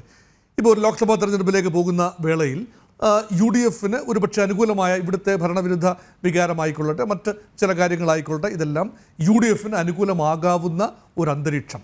അപ്പോൾ കഴിഞ്ഞ ലോക്സഭയിൽ ഏറ്റവും കൂടുതൽ അംഗങ്ങളെ സംഭാവന ചെയ്ത കോൺഗ്രസ് പാർട്ടിയുടെ 50 ചില്ലുവാനം അംഗങ്ങളിൽ പരമാവധി അംഗങ്ങളെ, ഏറ്റവും കൂടുതൽ അംഗങ്ങളെ സംഭാവന ചെയ്തത് കേരളമാണെന്ന് ഓർക്കണം. ഈ കേരളത്തിലെ ഒരു സവിശേഷമായ സാഹചര്യം, ഇവിടെ കോൺഗ്രസ് എക്കാലത്തും, കേരളത്തിലെ കോൺഗ്രസ് പാർട്ടി എക്കാലത്തും ന്യൂനപക്ഷങ്ങളുടെ പിന്തുണയിലാണ് നിന്നത്. മലബാർ മേഖലയിൽ മുസ്ലിം വിഭാഗത്തിലെ ആളുകൾ മുസ്ലിം ലീഗ് ഉൾപ്പെടുന്ന UDF മുന്നണിക്കും പരമ്പരാഗതമായി വലിയൊരു വിഭാഗം വോട്ട് ചെയ്തു. മധ്യ കേരളത്തിലെ ക്രൈസ്തവ വിഭാഗം, അതുപോലെ പടിഞ്ഞാറൻ കേരള മേഖലയിലെ ലത്തീൻ വിഭാഗങ്ങൾ, ഇവരൊക്കെ പ്രധാനമായും കോൺഗ്രസ് പാർട്ടിക്കും UDFനും അനുകൂലമായി കാലാകാലങ്ങളിൽ വോട്ട് ചെയ്തു. ഈഴവ സമുദായത്തിൻ്റെ പ്രധാന പിന്തുണ LDFനായിരുന്നു. കേരളത്തിലെ ഏറ്റവും വലിയ സമുദായമാണ്. അപ്പോൾ അങ്ങനെ ഹൈന്ദവ സമുദായത്തിലെ ഒരു പ്രമുഖ വിഭാഗം നിരന്തരം LDFന് അനുകൂലമായി പ്രധാനമായി വോട്ട് ചെയ്യുകയും UDFന് അനുകൂലമായി ന്യൂനപക്ഷ കൺസോളിഡേഷൻ വരികയും ചെയ്ത ആ പാരഡൈം ഇപ്പോഴിതാ അട്ടിമറിക്കപ്പെടും എന്ന ഒരു ഭീതിയിലാണ് കോൺഗ്രസ്. അതിനുള്ള കാരണമെന്ന് പറയുന്നത് മുസ്ലിം ജനസാമാന്യം 2-3 കാരണങ്ങളാൽ ഈ അടുത്ത കാലത്ത് കഴിഞ്ഞ ഒരു വർഷത്തിനുള്ളിൽ സംഭവിച്ച 2-3 കാരണങ്ങളാൽ മുസ്ലിം ജനസാമാന്യം ആകെ അമ്പരന്ന് നിൽക്കുകയാണ്. കോൺഗ്രസിനോടുള്ള അവരുടെ ഒരു നിലപാടിൽ ചെറിയ മാറ്റം ഉണ്ടായിട്ടുണ്ട് എന്ന് പറയാം. അത് ഗാൽവനൈസ് ചെയ്യപ്പെടുന്നത് LDFന് അനുകൂലമായിട്ടാണ്. അതൊരു കാരണം പലസ്തീൻ വിഷയമാണ്.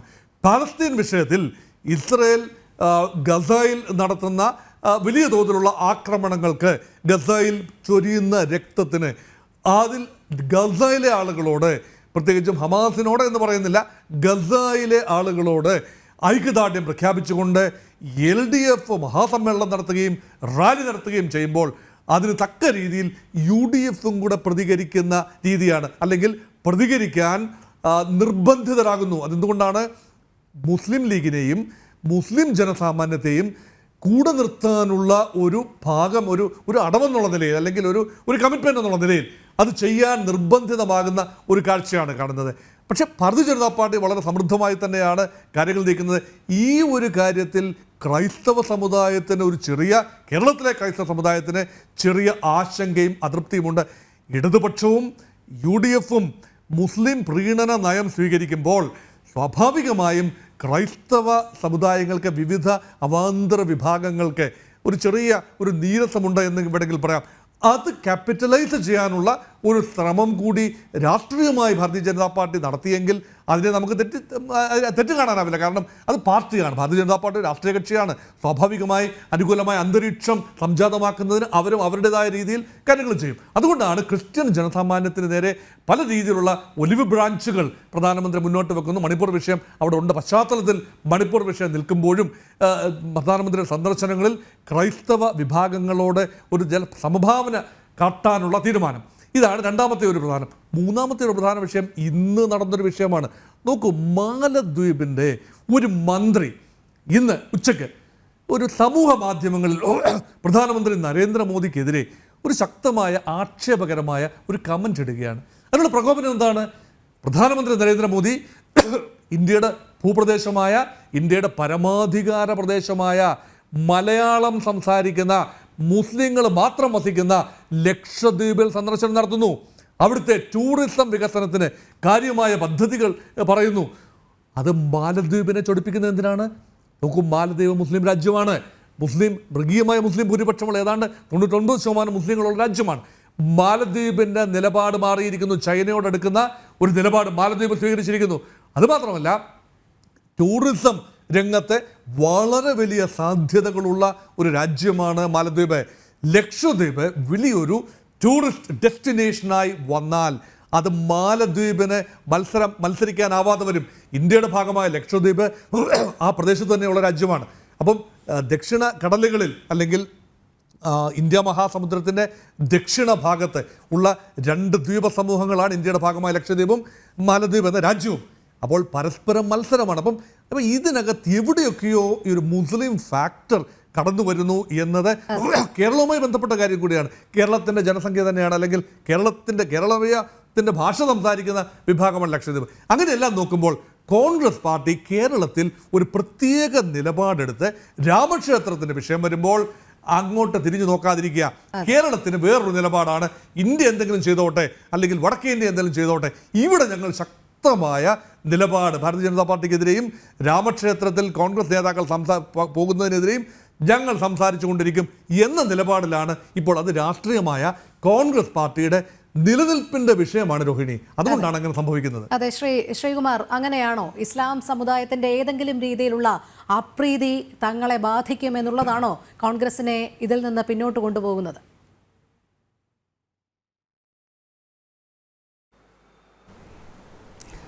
ഞാൻ നേരത്തെ പറഞ്ഞ രോഹിണി ശ്രദ്ധിച്ചു കാണുമെന്ന് വിചാരിക്കുന്നു. കേരളത്തിലെ ന്യൂനപക്ഷങ്ങളും മുസ്ലിം ന്യൂനപക്ഷങ്ങളും ഇക്കാര്യത്തിൽ എടുത്തിട്ടുള്ള നിലപാടെന്താണ്? ഇവിടെ അവർ ഏതെങ്കിലും തരത്തിൽ കോൺഗ്രസിനെതിരെ ഒരു വിമർശനാത്മകമായ സമീപനം സ്വീകരിച്ചുവോ?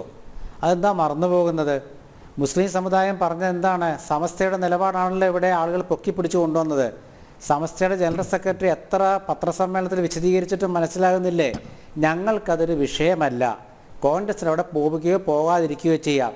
പോയതുകൊണ്ട് ഞങ്ങൾ കോൺഗ്രസിനെ എതിർക്കുന്നുമില്ല എന്നാണ് എൻ്റെ അന്തസത്ത. ഇത് നമ്മൾ ഈ തെരഞ്ഞെടുപ്പ് രാഷ്ട്രീയം കണ്ടുകൊണ്ട് നമ്മൾ നിലപാടെടുക്കരുത്. ഇപ്പം നമ്മൾ നോക്കൂ, മുസ്ലിം സമുദായവും ക്രൈസ്തവ സമുദായവും ഒക്കെ കോൺഗ്രസിൽ നിന്നും അകലുന്നു എന്ന തരത്തിലുള്ള മുസ്ലിം സമുദായത്തെക്കുറിച്ച് കോൺഗ്രസിൽ നിന്നും അകലുന്നു എന്നുള്ള ഒരു ചിന്ത ശ്രീ മോഹൻ വർഗീസ് മുന്നോട്ട് വെച്ചു. ഞാൻ ചോദിക്കുന്നത്, 2019 കോൺഗ്രസ് 20-19 ലോക്സഭാ മണ്ഡലത്തിൽ ജയിച്ചപ്പോൾ ഇവർ പറഞ്ഞ എന്താണ്? എല്ലാ മുസ്ലിം ന്യൂനപക്ഷവും ക്രൈസ്തവ ന്യൂനപക്ഷവും കോൺഗ്രസിനൊപ്പം നിന്നു എന്നാണ്. 2021 പിണറായി വിജയൻ്റെ മുന്നണി ജയിച്ചപ്പോൾ എന്താ പറഞ്ഞത്? എല്ലാവരും തിരിഞ്ഞു എന്ന്. ഇതെങ്ങനെയാണ് നമ്മൾ കണക്കാക്കുന്നത്? നമുക്കത് കണക്കാക്കാൻ കഴിയില്ല. കാരണം എന്താണെന്ന് വെച്ചാൽ കേരളത്തിൻ്റെ പഴയ തലമുറയല്ല ന്യൂനപക്ഷം. നമ്മൾ ഈ 1957-ലെയും 67-ലെയും 77-ലെയും 87-ലെയും മുസ്ലിം സമുദായത്തെ വെച്ചുകൊണ്ട് ഇപ്പോൾ കണക്കുകൂട്ടരുത്. മലപ്പുറം ജില്ല വിദ്യാഭ്യാസത്തിലേറെ മുന്നിലാണ്. ഇപ്പോഴത്തെ മുസ്ലിം ന്യൂനപക്ഷ സമുദായം എന്ന് വെച്ചാൽ അവരെ കോൺഗ്രസ്സുകാരൻ പള്ളിയിൽ പോയില്ലേ, അല്ലെങ്കിൽ കോൺഗ്രസ്സുകാരൻ അമ്പലത്തിൽ പോയി എന്ന് നോക്കിയിട്ട് വോട്ട് ചെയ്യുന്നവരല്ല. അവർ വിദ്യാസമ്പന്നരാണ്. അവർ തൊഴിലാണ് അന്വേഷിക്കുന്നത്. ശ്രീമതി രോഹിണി, അവർക്ക് തൊഴിൽ മതി. തൊഴിൽ അന്വേഷിക്കുകയാണ് ഇവിടുത്തെ യുവാക്കൾ. അതുകൊണ്ടല്ലേ എല്ലാവരും കേരളം വിട്ടുപോകുന്നത്. പലരും വിദേശ രാജ്യങ്ങളിലേക്ക് പോകുന്നത് എന്തുകൊണ്ടാണ്? അവരെ സംബന്ധിച്ചിടത്തോളം ക്ഷേത്രവും പള്ളിയൊന്നും അല്ല വിഷയം, ജീവിക്കണം. തൊഴിലന്വേഷിക്കുകയാണ് മുസ്ലിം സമുദായവും യുവാക്കളും. MSF-ൽ ഉണ്ടായിട്ടുള്ള വിപ്ലവം നമ്മൾ മറക്കരുത്. MSF-ൻ്റെ ഹരിത എന്ന വനിതാ വിഭാഗം മുന്നോട്ട് വെച്ച ആശയങ്ങൾ മറക്കരുത്. ഇതൊക്കെ നാട്ടിൽ സംഭവിക്കുകയാണ്. അപ്പം നമ്മൾ ന്യൂനപക്ഷം എന്ന് വെച്ചാൽ ഹിന്ദുക്കൾക്കെതിരെ, ഹൈന്ദവരെന്ന് വെച്ചാൽ ന്യൂനപക്ഷത്തിനെതിരെ, ആ രീതിയിൽ ചിന്തിക്കേണ്ട കാലമേ പോയി. ഈ ലോക്സഭാ തെരഞ്ഞെടുപ്പിൽ നിങ്ങൾ നോക്കൂ, കേരളത്തിലെ ചിന്തിക്കാൻ പോകുന്ന ഏത് രീതിയിലുള്ള ചിന്തയാണ് വരാൻ പോവുക? കേരളത്തിൽ BJPക്കും CPM-നും കോൺഗ്രസിനോട് ഒരേ നിലപാടാണ്. എന്താണ് ആ ഒരേ നിലപാട്? കോൺഗ്രസ് തോൽക്കണം. എന്തുകൊണ്ടാണ് BJP ആഗ്രഹിക്കുന്നത്? കേരളത്തിലെ 20 ലോക്സഭാ മണ്ഡലങ്ങളിൽ കൂടുതൽ ലോക്സഭാ അംഗങ്ങൾ കോൺഗ്രസിന് ഉണ്ടാവരുത്. എന്താ കാരണം? അവിടെ ഒറ്റക്കക്ഷിയായിട്ട് അവകാശവാദം ഉന്നയിക്കാനുള്ള അവസരം ഉണ്ടാകാൻ പാടില്ല. CPM എന്താ ചിന്തിക്കുന്നത്? ഇവിടെ കോൺഗ്രസ് ജയിച്ചാൽ കേരള ഭരണം ഞങ്ങൾക്ക് നഷ്ടപ്പെടും, അതുകൊണ്ട് ഇവിടെ കോൺഗ്രസ് വളരാൻ പാടില്ല. ഈ രണ്ട് ചിന്ത ഇവിടെയുള്ളൂ. അത് കോൺഗ്രസ് ന്യൂനപക്ഷങ്ങൾ കോൺഗ്രസിലും ലീഗിലും ഒക്കെ ഉണ്ട്. അതിപ്പോൾ BJP ന്യൂനപക്ഷങ്ങളോട് അടുക്കാൻ ശ്രമിക്കുന്നു എന്നൊക്കെ പറഞ്ഞാൽ അതൊക്കെ ഒരു രാഷ്ട്രീയമായ ആ താൽക്കാലികമായ എന്താ പറയുക, ഒരു പ്രചരണത്തോടൊക്കെ അവസാനിക്കും. തലശ്ശേരി ബിഷപ്പ് പാംപ്ലാനിയുടെ പ്രസ്താവനയും പിന്നെ BJP നേതാക്കൾ കേക്ക് കൊണ്ടുപോയതൊക്കെ നമുക്കറിയാമല്ലോ. ക്രിസ്തുമസിനും ഈസ്റ്ററിനും ക്രൈസ്തവ ദേവാലയം സന്ദർശിച്ചുകൊണ്ട് ക്രിസ്ത്യാനികളെല്ലാം BJPക്ക് വോട്ട് ചെയ്യുമോ? അതുപോലെ ഹൈന്ദവ സമുദായത്തെ BJPക്ക് സ്വാധീനിക്കാൻ കഴിയുന്ന ഒരു അവസരം ഉണ്ടായിരുന്നു. അത് 2019 ശബരിമല പ്രശ്നം വന്നപ്പോഴാണ്, സ്ത്രീ പ്രവേശം. അന്ന് നമ്മുടെ ഇപ്പോഴത്തെ Goa governor doctor P.S. Sreedharan Pillai പറഞ്ഞ ഒരു ഇതില്ലേ, അത് അദ്ദേഹം ഗവർണർ അല്ലല്ലോ, ഒരു സുവർണാവസരം എന്തോ പറഞ്ഞില്ലേ? അപ്പോൾ ഈ സുവർണാവസരം എന്ന് പറയുന്ന ആ സുവർണാവസരം പോലും ഉപയോഗിക്കാൻ വേണ്ടത്ര രീതിയിൽ BJPയെ സഹായിക്കാത്ത ഘട്ടത്തിലേക്ക് BJP എത്തി നിൽക്കുകയാണ്. അപ്പം നമ്മളിത് സാമുദായികപരമായിട്ട് കാണണ്ട. ഇവിടെ വിഷയം എന്താണ്? ദേശീയ തലമാണ്, സംശയം വേണ്ട. ദേശീയ തലത്തിൽ ഇപ്പം ദക്ഷിണേന്ത്യയിലെ കാര്യം പറഞ്ഞു. ദക്ഷിണേന്ത്യയിൽ BJP ഭരണത്തിലില്ല, പക്ഷേ ദക്ഷിണേന്ത്യയിൽ BJP ഇല്ലെന്ന് പറയാൻ പറ്റുമോ? പക്ഷേ നമ്മുടെ CPM സുഹൃത്തുക്കളും BJP സുഹൃത്തുക്കളും പറയുന്നത് എന്താണ്? ഉത്തരേന്ത്യയിൽ കോൺഗ്രസ് ഇല്ല. ഞാനങ്ങനെ പറയില്ല. ദക്ഷിണേന്ത്യയിലും BJP ഉണ്ട്, ഉത്തരേന്ത്യയിലും കോൺഗ്രസ് ഉണ്ട്. ആ വോട്ട് നോക്കിയാൽ അറിയാം. പക്ഷേ പ്രശ്നം എന്താണ്? ദേശീയ തലത്തിൽ ഒരു രാമക്ഷേത്ര നിർമ്മാണവുമായി ബന്ധപ്പെട്ട വിഷയം വരുമ്പോൾ അവിടെ ഒരു മുൻകൈക്ക് ശ്രമിക്കുകയാണ് BJP. അവർ ഹൈന്ദവ പാർട്ടിയാണെന്ന് തോന്നിപ്പിക്കാനായിട്ട്. കേരളത്തിൽ നടപ്പില്ല. ഇപ്പം നമ്മുടെ TP ജയേന്ദ്ര മാഷ് നേരത്തെ പറഞ്ഞു, പ്രധാനമന്ത്രി തൃശ്ശൂരിൽ വന്നപ്പോൾ രാമക്ഷേത്രത്തെക്കുറിച്ച് മിണ്ടിയില്ലല്ലോ എന്ന്. ഇല്ല, ഞാൻ എൻ്റെ അറിവിലില്ല, ഇനിയിപ്പോൾ ഇടയ്ക്ക് പറഞ്ഞെനിക്കറിയില്ല. പക്ഷേ അദ്ദേഹം പറഞ്ഞൊരു കാര്യമുണ്ട്. കാശി വിശ്വനാഥ ക്ഷേത്രത്തിലെ ഒരു MP, അതുപോലെ തന്നെ വടക്കുന്നാഥൻ, ഇത് രണ്ടും കൂടി കൂട്ടിച്ചേർത്തു അദ്ദേഹം. പിന്നീട് അത് അവിടെ ആ പൂർവ്വമായി ബന്ധപ്പെട്ട ആൽമരത്തിൻ്റെ കൊമ്പുകൾ മുറിച്ചു മാറ്റിയതാണ് പിന്നെ BJPയെ വെട്ടിലാക്കിയത്. അത് വേറെ വിഷയമായതുകൊണ്ട് ഞാൻ അതിലേക്ക് കടക്കുന്നില്ല. പക്ഷേ ഈ വിശ്വാസം എന്ന് പറയുന്നത് കേരളത്തിലെ BJP കൊണ്ടുവരുന്ന വിശ്വാസം ഹിന്ദുക്കൾക്കിടയിൽ ഹിന്ദുക്കളിൽ സ്വാധീനം ഉണ്ടാക്കാൻ പറ്റുമോ? ഇല്ല. ഉത്തരേന്ത്യയിൽ പറ്റും എന്നുള്ള സത്യമാണ്. ദക്ഷിണേന്ത്യയിൽ പരിശ്രമിച്ചു നോക്കി, ഒരു ഘട്ടത്തിൽ സംഭവിച്ചു. എപ്പോൾ സംഭവിച്ചു? ഇതിനു മുമ്പുള്ള കർണാടക നിയമസഭാ തെരഞ്ഞെടുപ്പിന് മുമ്പ് അത് സംഭവിച്ചു. ലോക്സഭാ തെരഞ്ഞെടുപ്പിൽ സംഭവിച്ചു. പക്ഷേ ഇപ്പോഴെന്താ സംഭവിച്ചത്? പ്രധാനമന്ത്രി റോഡ് ഷോ നടത്തിയില്ലേ? അവിടെ അദ്ദേഹം ഹനുമാന്റെ ഹനുമാൻ വിശ്വാസവുമായി ബന്ധപ്പെട്ട പ്രചാരണം നടത്തിയില്ലേ? അതൊന്നും ദേശീയില്ലല്ലോ. അപ്പോൾ ഇത് കാലം മാറുകയാണ്. ഇപ്പോൾ ദേശീയ തലത്തിൽ ഹിന്ദുക്കളുടെ കാര്യത്തിൽ BJP അമിതമായ പ്രാധാന്യം കൊടുക്കുന്നു എന്നൊരു ഒരു ചിന്തയുണ്ട്. പക്ഷേ ആ രാഷ്ട്രീയ ചിന്തയെ കോൺഗ്രസ് നേരിടുന്നത് എങ്ങനെയാണ്? പരമ്പരാഗതമായ കോൺഗ്രസിൻ്റെ മതേതര ചിന്തയിൽ ഊന്നി നിന്നുകൊണ്ടാണ്. ഒരു സുപ്രഭാതത്തിൽ BJPയെ പോലെ എന്നാൽ ഞങ്ങളും ഹിന്ദുക്കൾക്കൊപ്പമാണെന്ന് പറയാൻ കോൺഗ്രസിന് കഴിയില്ല. കോൺഗ്രസ് ഹിന്ദുക്കളെ സംരക്ഷിക്കണം, മുസ്ലിം സമുദായത്തെ സംരക്ഷിക്കണം, ക്രൈസ്തവ സമുദായത്തെ സംരക്ഷിക്കണം. അതാണ് പറഞ്ഞത്. ഇപ്പോൾ മണിപ്പൂർ പ്രശ്നം നമ്മളെല്ലാവരും ചർച്ച ചെയ്യുന്നുണ്ട്. വാജ്പേയി എന്തൊരു പ്രധാനമന്ത്രി ഉണ്ടായിരുന്നില്ലേ ഇവിടെ? ജയേന്ദ്ര മാഷെ, വാജ്പേയിയുടെ കാലത്ത് മണിപ്പൂർ പ്രശ്നം ഉണ്ടായല്ലോ. ആ മണിപ്പൂർ പ്രശ്നം എത്ര പെട്ടെന്നാണ് അദ്ദേഹം പരിഹരിച്ചത്? മണിപ്പൂർ പ്രശ്നം എന്നാൽ ഇപ്പോഴത്തെ BJP പ്രധാനമന്ത്രിക്ക് പറ്റാതിരിക്കുന്നത്? അതാണ് ചോദ്യം. ആ ചോദ്യമാണ് ഇവിടെ ഉന്നയിക്കുന്നത്. രാഹുൽ ഗാന്ധി മണിപ്പൂരിൽ പോകുന്നു, എന്തുകൊണ്ട് BJPയുടെ പ്രധാനമന്ത്രി പോകുന്നില്ല എന്നുള്ളതാണ് ചോദ്യം. അപ്പോൾ ഇങ്ങനെ ഒരുപാട് ചോദ്യങ്ങൾ ചോദിക്കുമ്പോൾ നമ്മളിത് ന്യൂനപക്ഷ ഭൂരിപക്ഷമായിട്ട് കാണരുത്. എന്താണ് കാണേണ്ടത്? ദേശീയ തലത്തിൽ മാറ്റങ്ങൾ സംഭവിക്കുന്നുണ്ട്. അത് രാമക്ഷേത്രത്തിൽ ഊന്നി നിന്നുകൊണ്ട് ആ ഹൈന്ദവ വികാരം ഇപ്പോഴും തങ്ങൾക്കൊപ്പം നിർത്താൻ പറ്റുമെന്ന് BJP ചിന്തിക്കും. അതൊരു രാഷ്ട്രീയ അജണ്ടയാണ്, കുതന്ത്രം എന്ന് ഞാൻ പറയില്ല. അതൊരു രാഷ്ട്രീയ അജണ്ടയാണ്. ആ അജണ്ടയിൽ കോൺഗ്രസ് വീഴാൻ പാടില്ല. 2019 കോൺഗ്രസ് ഇത്ര ഒരു BJP അജണ്ടയിൽ വീണു. എന്താണത്? അത് മോദിയിലേക്ക് കേന്ദ്രീകരിച്ചു. അപ്പോൾ മോദിയിലേക്ക് കോൺഗ്രസും കേന്ദ്രീകരിച്ചു. ഇനി അങ്ങനെ ചെയ്യാൻ പോകുന്നില്ല. കാരണം അത് കർണാടകത്തിലും അതുപോലെ തെലങ്കാനയിലും ഹിമാചൽ പ്രദേശത്തെ നിയമസഭാ തെരഞ്ഞെടുപ്പിലും കോൺഗ്രസ് തെളിയിച്ചു. ജനകീയ വിഷയങ്ങൾ ഉയർത്തിക്കൊണ്ടുവരിക, അതുപോലെ ജനകീയ വിഷയങ്ങൾ ഉയർത്താനാണ് ഇപ്പോഴും ശ്രമം. അതുകൊണ്ട് രാമക്ഷേത്രത്തിന് പിന്നാലെ പോയിട്ട് വെട്ടിൽ വീഴാൻ രാഷ്ട്രീയ കക്ഷികൾ അങ്ങോട്ടും ഇങ്ങോട്ടും വെട്ടിൽ വീഴ്ത്താൻ ശ്രമിക്കും. അത് ഭരണത്തിലിരിക്കുന്നവരും അല്ലാത്തവരും ശ്രമിക്കും. ഇപ്പോൾ BJPക്ക് എന്താണ് മുൻകൈ ഉണ്ടാവുന്നത്? അവർ ഭരണത്തിലിരിക്കുന്നതുകൊണ്ടാണ്. ഇന്ത്യൻ നാഷണൽ കോൺഗ്രസ് ഭരണത്തിലിരിക്കുമ്പോൾ, UPA ഭരണത്തിലിരിക്കുമ്പോൾ ഇന്ത്യൻ നാഷണൽ കോൺഗ്രസിനായിരുന്നു പ്രാമുഖ്യം ഉണ്ടായിരുന്നത്. നമ്മുടെ നാട്ടിലെ ജനാധിപത്യ വ്യവസ്ഥ അനുസരിച്ച് പ്രധാനമന്ത്രിയുടെ പാർട്ടിയും പ്രധാനമന്ത്രിയും എപ്പോഴും സർവാധിപതിയാവും, അത് സംശയമൊന്നുമില്ല. അത് കോൺഗ്രസിന്റെ കാലത്തും ഇപ്പോഴുമുണ്ട്. പക്ഷേ കോൺഗ്രസിന്റെ കാലത്ത് ഒരു വ്യത്യാസം, അത് മതേതരമായ ചിന്താഗതിയിലേക്ക് പോയി. BJPയുടെ കാലത്തെ വ്യത്യാസം 2014 ഉദയം ചെയ്ത നരേന്ദ്രമോദിയുടെ നേതൃത്വത്തിലുള്ള BJPയുടെ പുതിയ ആശയങ്ങൾ എന്താണ്? ഹൈന്ദവ താല്പര്യങ്ങൾ സംരക്ഷിക്കുന്നതാണ്. ഇവിടെ നോക്കൂ, രാമക്ഷേത്രത്തിന്റെ മറ്റേ പ്രാണപ്രതിഷ്ഠയുമായി ബന്ധപ്പെട്ട് അദ്വാനിയെയും മുരളി മനോഹർ ജോഷിയെയും ഒക്കെ ക്ഷണിക്കുന്നതിനെ കുറിച്ച് തർക്കം വന്നില്ലേ? അങ്ങനെ തർക്കം വരാൻ പാടുണ്ടോ? തർക്കം വരാമായിരുന്നോ? ഇല്ല. പക്ഷേ എന്തുകൊണ്ടാണ് തർക്കം വന്നത്? അത് BJP രാഷ്ട്രീയമായിരിക്കാം. അതുപോലെ നിങ്ങൾ ആലോചിക്കുക, ആ കാലത്തുണ്ടായിരുന്ന ഗോവിന്ദാചാര്യയും ഉമാഭാരതിയും ഒക്കെ ഇപ്പോൾ എവിടെയാണെന്ന് ആലോചിക്കണം. അപ്പോൾ രാഷ്ട്രീയത്തിൽ ഇങ്ങനെ പലതും സംഭവിക്കുമ്പോൾ നമ്മളെ അത് ഏതെങ്കിലും ഒരു തെരഞ്ഞെടുപ്പിലേക്ക് വെച്ചുകൊണ്ട് വിലയിരുത്തരുത്. ഇപ്പം തന്നെ നിങ്ങൾ നോക്കൂ, ദേശീയ തലത്തിലെ രാജസ്ഥാനിലും മധ്യപ്രദേശിലും ഛത്തീസ്ഗഡിലും തോറ്റപ്പോൾ മൃദു ഹിന്ദുത്വം കോൺഗ്രസ് കൊണ്ടു നടന്നു എന്നാണ് പറയുന്നത്. അല്ല, അവിടെ മൃദുഹിന്ദുത്വമല്ല, അവിടെ മുൻപുണ്ടായിരുന്ന പോലെ തന്നെയാണ്. പക്ഷേ അവിടുത്തെ കോൺഗ്രസ് നേതാക്കളെ കുറച്ച് അവരുടേതായ ചിന്തയിലേക്ക് വഴുതി മാറിപ്പോയി. കമൽനാഥും അതുപോലെ തന്നെ ഗെലോട്ടും ഒക്കെ അവരുടേതായ ഒരു അവരുടേതായ ഒരു നേതൃത്വം ഉണ്ടായപ്പോൾ കോൺഗ്രസ് അവരെ വിശ്വസിച്ചു. പക്ഷേ അങ്ങനെ അത് തെറ്റായിരുന്നു എന്ന് പിന്നീട് തോന്നി. അത് പ്രാദേശികമായ കാര്യമാണ്. പക്ഷേ ദേശീയ തലത്തിൽ കോൺഗ്രസിന് ഒറ്റ ചിന്ത എടുക്കാൻ പറ്റുള്ളൂ, അത് മതേതര ചിന്തയാണ്. ആ മതേതര ചിന്തയിൽ ഹൈന്ദവ വിശ്വാസമുണ്ട്, ക്ഷേത്ര ദർശനമുണ്ട്, പള്ളി ദർശനമുണ്ട്. ഇപ്പം നാളെ ബാബറി മസ്ജിദ് തകർന്ന സ്ഥലത്ത് ഇങ്ങനെ കോടതി വിധി പ്രകാരമാണല്ലോ ഇപ്പോൾ ക്ഷേത്രം പണിയണേ. അത് കഴിഞ്ഞിട്ട് മുസ്ലിം പള്ളിക്ക് ഒരു അവസരം കൊടുത്തു പണിയാൻ. അവർ അടുത്ത മെയ്യിലെങ്ങാണ്ട് പണി തുടങ്ങുമെന്ന് കേൾക്കുന്നു. അങ്ങനെയാണെങ്കിൽ അവിടെയും കോൺഗ്രസ് പോകും. അവിടെയാണ് വിഷയം, അവിടെയും കോൺഗ്രസ് പോകും.